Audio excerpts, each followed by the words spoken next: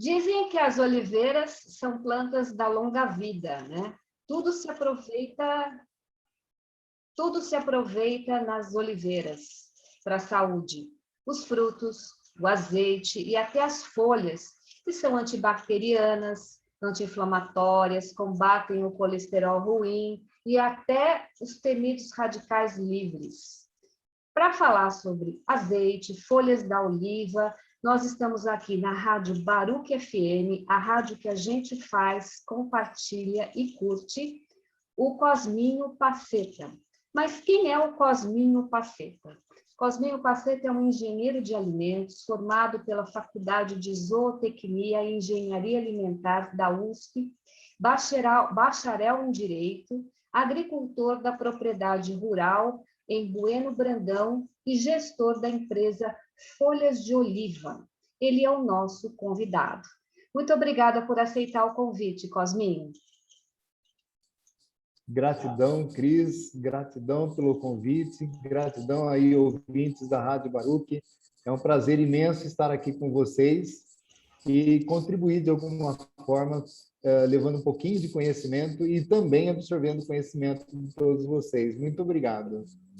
Cosminho, por que você resolveu plantar, cultivar as oliveiras, né? O Brasil ainda é um iniciante nessa extração. O que é que te levou a esse cultivo? Olha, Cris, eu acho que isso é genético, porque os meus familiares, eles cultivam oliva na Europa, na Itália, tanto na região da Toscana, que é a família da minha mãe, quanto na Calábria, na cidadezinha de Guardavalli Superiore, que também eles plantam oliveira por parte dos meus pais. Então, eu acredito que isso tenha alguma origem ancestral, no sentido mais amplo da palavra, e tudo começou há mais ou menos uns 20 anos, quando alguns familiares vieram da Itália e eles me presentearam, Cris, com 11 mudinhas de oliveira. E eu achei aquilo maravilhoso, eu fiquei apaixonado e resolvi fazer uma pesquisa. E realmente no Brasil, naquela época, nós não tínhamos oliveira em sistema de cultivo mesmo. Algumas tentativas já haviam sido feitas, depois eu comecei a pesquisar um pouco mais sobre isso. Algumas localidades do Brasil existiam alguns pés, como Maria da Fé, etc. e tal, no sul do país, mas assim, um cultivo mais sistêmico ele não existia.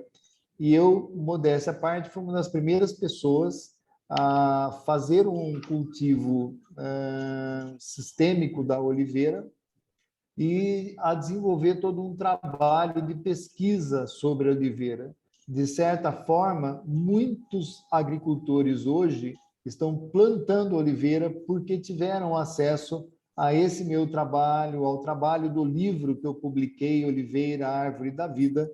E, assim, é uma paixão que é ancestral e que realmente toca a gente. Eu não sei explicar isso para você, mas todas as pessoas que trabalham com oliveira, elas passam a ter uma paixão inexplicável pela árvore.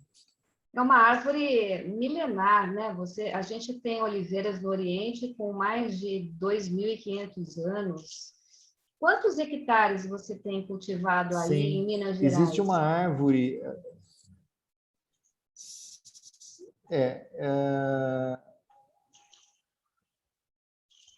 É uma área bem pequena, ela é 3,65 hectares, mas é uma área assim, que foi o primeiro trabalho nosso em relação ao cultivo de oliveira. E isso, a gente iniciou esse trabalho em função da altitude, da temperatura, de uma série de fatores que nos levaram a adquirir aquela área para realmente plantar a oliveira ali. Só complementando um pouquinho, né, existe uma árvore na Grécia datada de 3.600 anos em carbono, 14. E, embora a gente tenha essa consciência da oliveira bíblica, ela é muito anterior aos estudos bíblicos, tanto do Velho Testamento. Ela foi encontrada em alguns sarcófagos egípcios, e muito anterior a isso existem duas escrituras, que na verdade são tabuletas de barro, que são as escrituras sumérias do Atrahasis e também chamada Enuma Elish, que versam sobre os poderes curativos da oliveira há 12 mil anos. Olha que incrível. E você tem, na verdade, a gente sabe que são muitos benefícios para a saúde. Agora, você como agricultor, você sabe que é um investimento a longo prazo, né? Porque Exato. demora bastante para produzir o fruto, né? 6 a 7 anos, é isso mesmo? Olha, isso você me fez lembrar, Cris, de uma passagem em que eu fui convidado para fazer uma palestra na Universidade Federal de Alfenas. E o tema era recursos e investimentos em relação à oliveira. Então, o pessoal da IPAMIG me chamou para fazer essa palestra. E quando eu fiz a palestra, eu tive todo um cuidado de fazer um planejamento e mostrar ao agricultor os custos envolvidos ao longo do tempo e quanto era o investimento no primeiro ano, quanto ele ia gastar no primeiro ano, quanto ele ia gastar no segundo, no terceiro, no quarto, no quinto, no sexto. E essa curva de investimento ela é muito alta. Então, as pessoas que estão cultivando oliveira, elas precisam se ater a alguns detalhes importantes. Na sua origem e no seu habitat, a oliveira ela adormece por 6 meses em função do inverno. Nós não temos isso no Brasil. Não é? Nós tivemos aí uma semana em que a temperatura ficou um pouco baixa, mas faziam 3 anos, Cris, que nós não tínhamos temperaturas baixas no Brasil. Tanto é que a produção foi uma tragédia, nós não tivemos produção real. Ela dá um pouquinho, mas não o que deveria. Enquanto na Europa você tem uma produção com quase 15, 20 quilos, 25 quilos por pé, no Brasil é de 500 gramas a 1 quilo, 2 quilos. Uma então, produtividade pequena, pouco. né? Pequena. E isso afeta diretamente o custo. Porque se você tem um pé que produz 25 e um que produz 7, custando o mesmo em termos de cuidado com o cultivo na agricultura, esse nosso produto aqui atinge preços muito altos. Então, o agricultor ele precisaria entender isso, e esse foi o tema da minha palestra, que os caras quase me mataram depois, né? Porque eles ficaram bravos, que eu não podia. Eu fui com a maior boa vontade, quebrei a cabeça com as contas, com tudo, para poder mostrar que não para desmotivar, porque eu acho que tudo tem o seu percalço, tem o seu processo de investimento, mas a oliveira ela é bem delicada, é um cultivo maravilhoso que as pessoas precisam estar também preparadas para altos investimentos. Então, era isso que eu queria levar e levei para que as pessoas pudessem entender. Então, para você hoje ter um cultivo, Cris, do ponto de vista econômico, que te dê uma sustentabilidade para uma área, você tem que ter algo em torno de uns 15 hectares, você tem que ter algo em torno de 5 mil pés mínimos de oliveiras plantadas. Se elas derem até 1,5 kg por pé, se esse índice for de 500 gramas, um pouco menos, você tem que estar trabalhando com a possibilidade de 7.500 pés.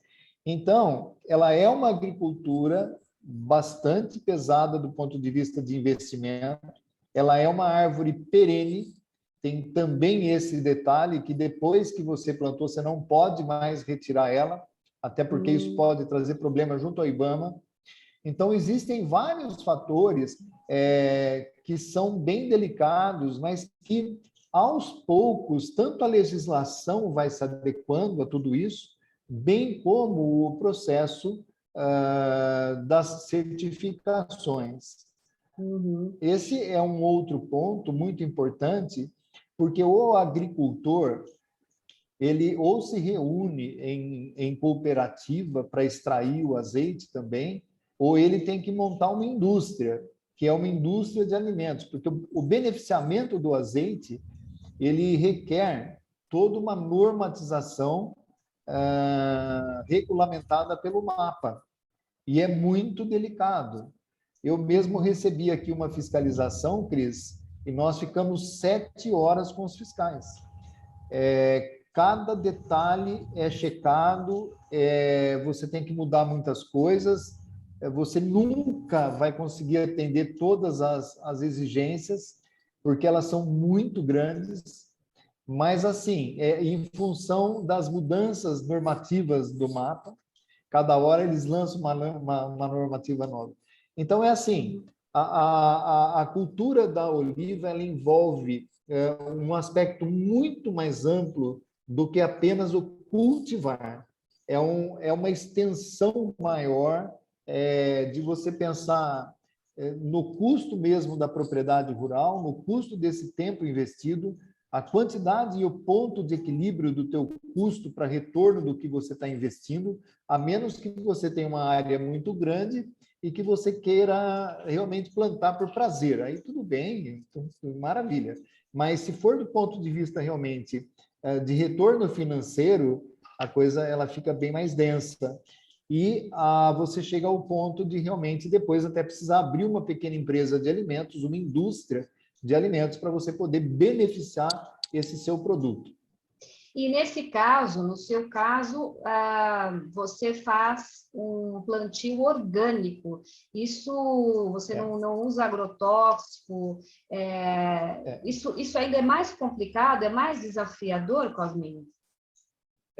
É mais desafiador porque nós tivemos um grande problema com relação a tudo isso. Então, só para que vocês entendam, eu saí fora do sistema de cultivo orgânico por desentendimento com algumas normas. Eu acho que eu nunca falei isso para ninguém, Cris, eu estou abrindo aqui com vocês agora.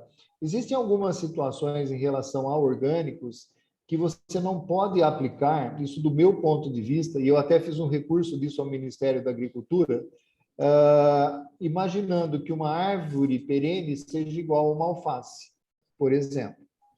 Então, como eu disse a você, a árvore da oliveira no Brasil, ela não adormece, ela é uma árvore que ela vai diariamente crescer em função da iluminação, do não inverno e de tudo mais.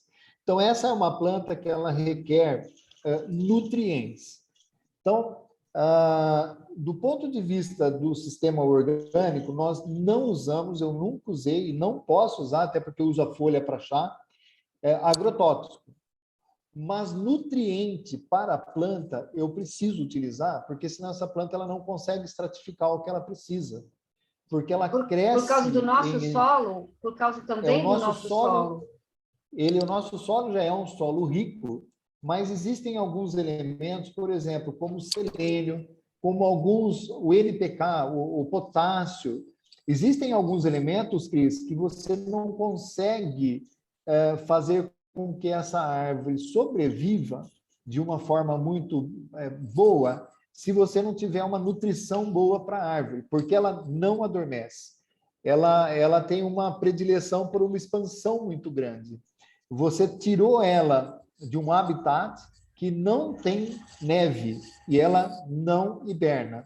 Então, ela cresce continuamente. Esse processo de crescimento requer nutriente, porque senão ela definha, ela não fica uma árvore bonita, ela vai ficar uma árvore pequena. Agora, existe uma diferença nas normativas orgânicas, da qual eu não concordo, que do ponto de vista de nutrição de uma planta e do uso de defensivos agrícolas e agrotóxicos. Isso eu concordo. Você não pode usar, você pode usar os seus sistemas biodinâmicos, você pode até usar alguns adubos orgânicos, Mas a planta, se você quiser uma planta robusta, bonita, saudável, você precisa de alguns nutrientes. E não tem como você fugir de alguns nutrientes que são o potássio, o cálcio, o selênio, nessa linha, tá? Isso desqualifica, então, o azeite como orgânico dentro das normativas? Dentro das normativas, você cria um produto que não é orgânico, não que ele seja desqualificado. Ele não é orgânico porque você não pode usar nutriente, mas ele é produzido, por exemplo, o meu azeite, ele é produzido dentro de todo um trabalho biodinâmico. Nós utilizamos todo um trabalho antroposófico junto a essas olivas e oliveiras, colheita no momento correto, dentro da hora correta. Nós não usamos agrotóxico nenhum tipo de produto que possa contaminar as folhas e que sejam agentes químicos, né? Então a gente não usa isso, mas nós estamos assim não em acordo com o que hoje é preconizado em relação ao que é um produto orgânico. Então eu digo para você que as nossas oliveiras elas não recebem agrotóxico, elas são cultivadas dentro de um sistema orgânico, porém elas recebem nutrientes, né? E esses nutrientes, infelizmente, pela atual legislação, eles não entendem que sejam possíveis de serem utilizados. Nós que somos consumidores, como é que a gente pode avaliar um azeite na hora da compra? É pelo grau de acidez, no caso do extra virgem? O extra virgem é melhor que apenas o azeite tradicional? Como é que a gente pode avaliar? O que é melhor para a saúde? Tem essa questão envolvida da acidez? Olha, o Cris, é assim, existem dois aspectos muito profundos nessa tua pergunta e que a gente poderia fazer aí uma live só sobre isso, um podcast sobre isso. Nós temos duas situações. Primeiro, porque é difícil você identificar nos azeites comerciais o que realmente é azeite extra virgem. O que é um azeite extra virgem mixado com 50% de azeite virgem. Porque ambos têm a oleoeuropeína, que é o agente marcador. Então, o que eu sempre falo é muito cuidado com azeite barato, porque é complicado.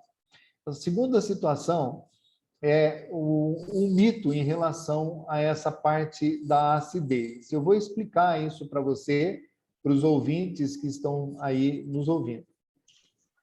O azeite de oliva, ele é composto por 98% de ácido graxo, tá? E 2% de agentes polifenóis, de outros não saponificáveis, que nós chamamos em alimentos. Então, dentro desses 2%, você encontra a clorofila, você encontra a vitamina E, os beta-carotenos, o princípio ativo oleoeuropeína, que é o grande marcador interessante como antioxidante, polifenol. E nos 98%, você tem o ácido graxo, que é o ácido oleico. Então, o que acontece é que é muito curioso. Se você está comprando ou consumindo um azeite do Oriente Médio, da Tunísia, do Marrocos, de Israel, da Grécia, que é mais próximo, da Turquia, você tem azeites com 0,7, são azeites mais picantes em percentual de acidez. Quando você vem mais para o Mediterrâneo, né? Então, e os países ibéricos ali, Espanha, França, Portugal, os azeites eles diminuem o índice de acidez para um 0,4, 0,5.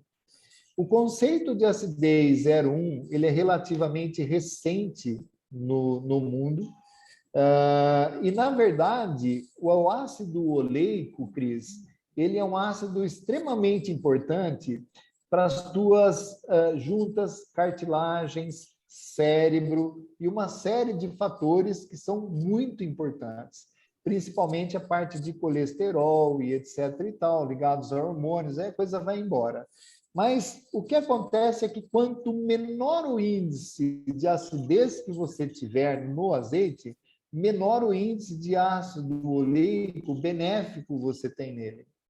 Eu não estou aqui discutindo a parte de vista organoléptica, ou seja, aquela em que você sente o aroma, o buquê, o gosto, isso é organoléptico. Então, você pode comprar um azeite de 0,1 que seja aromático, que seja gostoso, e etc. e tal. Mas, do ponto de vista da extração de benefícios do azeite para a tua saúde, o ideal é o 0,4, que é um termo médio entre uma coisa que é muito ácida e não é legal, e que você consegue extrair os benefícios do ácido oleico para a tua saúde, e o 0,1, que é muito baixo e não tem benefício do ponto de vista, estou dizendo para você, do bem-estar, do que aquilo faz para o nosso corpo.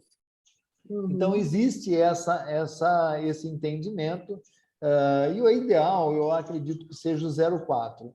Mas é muito difícil, mesmo você não consegue pautar um azeite pela cor, se ele é um azeite mais verde, mais amarelado, isso depende do terroir, da terra, depende da qualidade da oliva. E uma coisa interessante, Cris, é que você sabe por que você tem um azeite com baixa acidez? Não. Ok. Quando você tem a azeitona, ela é verdinha, a gente chama ela de efeito jabuticaba, né? Porque ela é verdinha no pé e fica pretinha com o tempo. A azeitona é a mesma coisa. Então, ela fica verdinha, e enquanto verde, Cris, ela tem um alto índice de acidez. A partir do momento em que ela vai amadurecendo, que ela vai ficando violácea e depois mais pretinha, você tem uma reação enzimática dentro da azeitona e essa reação vai minimizando a acidez. Logo, todos os azeites com baixo índice de acidez são feitos com colheitas de azeitonas tardias, que nós chamamos, que são aquelas azeitonas mais pretinhas que estão há mais tempo no pé. Uhum. Nós estamos conversando aqui com o Cosminho Paceta, que está dando uma aula para a gente aqui de azeites, plantação, cultivo. Ele é gestor da empresa Folhas de Oliva. Cosminho, eu queria que você falasse agora, nessa parte do programa, os benefícios da folha do chá de oliva, que você também comercializa. Aliás, você comercializa os kitzinhos com os azeites e também o extrato da folha do chá de oliva. Afinal de contas, quais são esses benefícios para a saúde do chá? Uhum. Você me ouviu? Você me ouviu? Bacana, Cris. Você me ouviu? Olha, Cris, eu comecei esse trabalho de pesquisa, ouvi. Eu comecei esse trabalho de pesquisa com as folhas de oliva em 2005, e em 2007 eu publiquei o meu primeiro livro, Oliveira, a Árvore da Vida, em que o estudo ele é mais focado realmente sobre as folhas da oliveira. Foi o primeiro estudo publicado no Brasil, com pesquisas em relação aos ativos, às propriedades, aos princípios ativos das folhas de oliveira. E existem coisas realmente surpreendentes. Primeiro que, em termos de antioxidação, nós descobrimos que a oliveira, a folha da oliveira, ela contém o princípio ativo chamado oleorepeína. Para a gente entender um pouquinho isso, Cris, a gente volta um pouquinho a falar do azeite rapidamente, com relação à dieta do Mediterrâneo. A dieta do Mediterrâneo, ela sempre foi preconizada em relação ao grande consumo de azeite, mas a fração do azeite que continha o polifenol oleorepeína. Para você fazer uma ideia dessa diferença, uma colher de azeite você tem de 15 gramas, né, aproximadamente 15 ml, você tem 1% de óleo europeína sobre uma colher de azeite.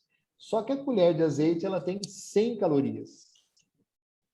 A folha de oliveira, se você pegar uma colher com 15 gramas, para você ter uma ideia, ela não tem nem 10 calorias e ela tem 44% de óleo europeína. Uma colher de sopa.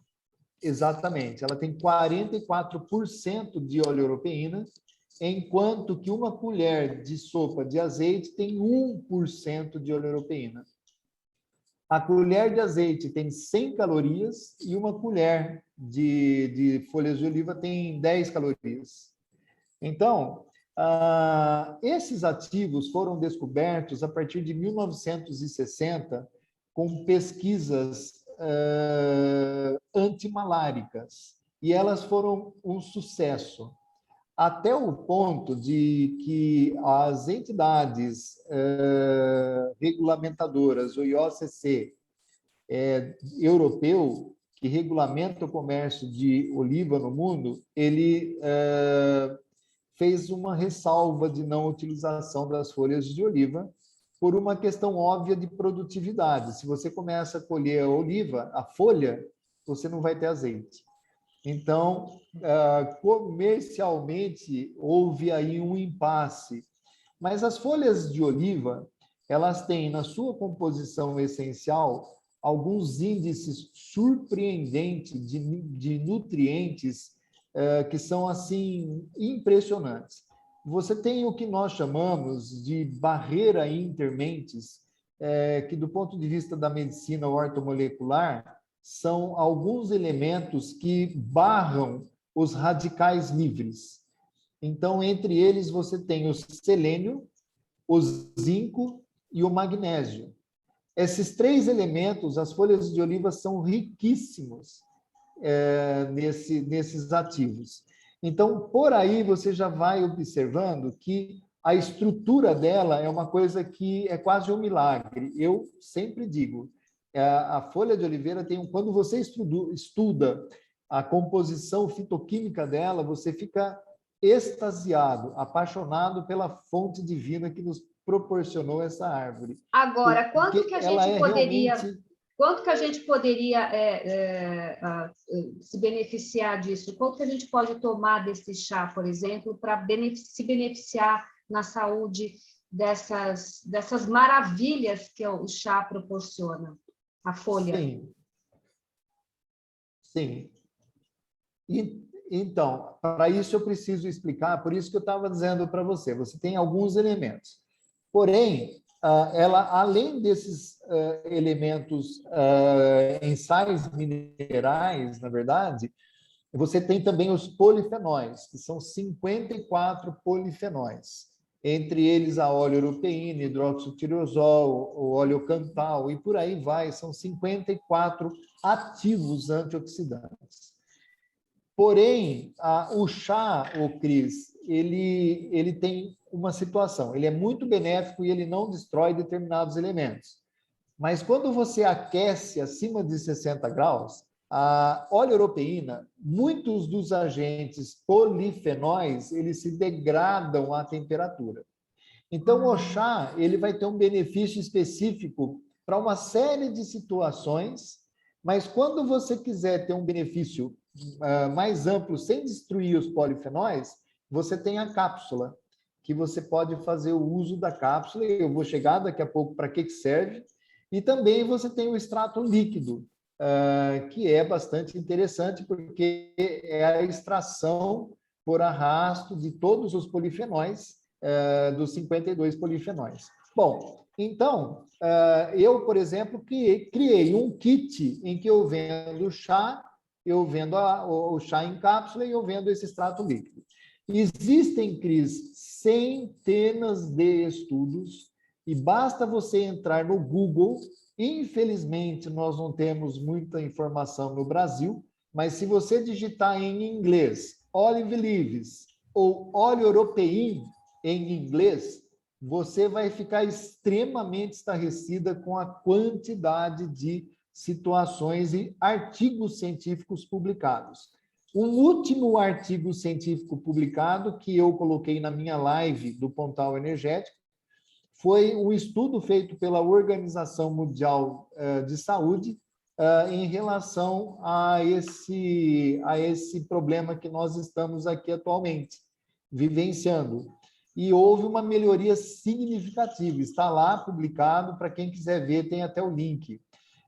Mas o que acontece? Existem vários estudos mostrando que a oliva ela reduz a pressão alta, ela consegue equalizar problemas de pressão alta, ela consegue melhorar através dos glicosídeos amargos que ela tem algumas situações do diabetes mellitus 2.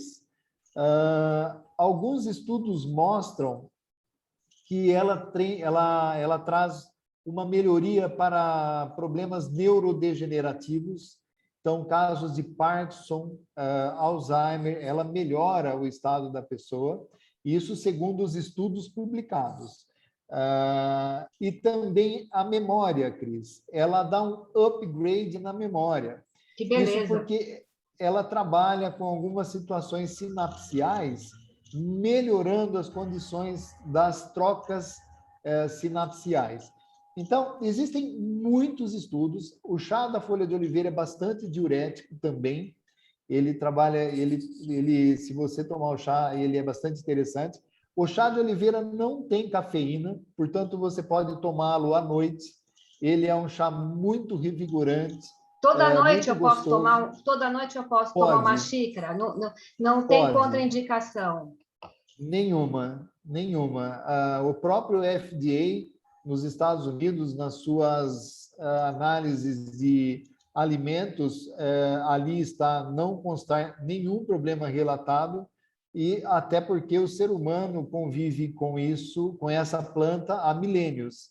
Então, evidentemente, uma pessoa ou outra pode ter uma alergia do produto, como quem tem alergia à manga ou a qualquer outro produto.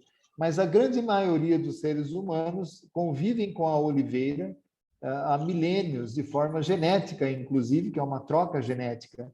Então, não há nenhuma contraindicação no chá.